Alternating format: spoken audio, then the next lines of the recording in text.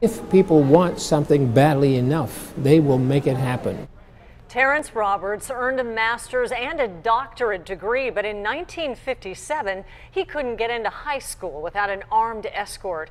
Roberts was part of the Little Rock Nine, the first school in the South to be integrated. Happening now, he's appearing in front of 1,000 people at Cal State San Marcos. 10 News reporter Bob Lawrence spoke with him earlier about the message he hopes others will hear. Terrence Roberts on the left is escorted through the halls of Cal State San Marcos. 57 years ago, he had a completely different kind of escort.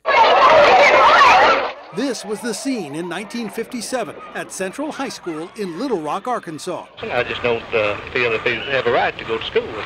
The Supreme Court thought otherwise. On day one, the Arkansas National Guard had orders not to let 9 African-American students in. Ordered by President Eisenhower, the Guard were eventually replaced by the 101st Airborne, allowing 8 others and a 15-year-old junior, Terrence Roberts, to go to class. At 15, you actually have the advantage of being 15 years old. Youth gives you a shield. It wasn't, he said, until he got home when he began to tremble from the fear of it all.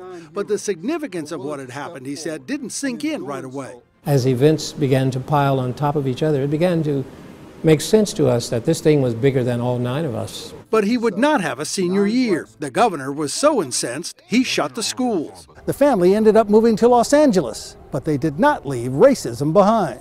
I don't see any real difference between the racism in California and the racism in Little Rock.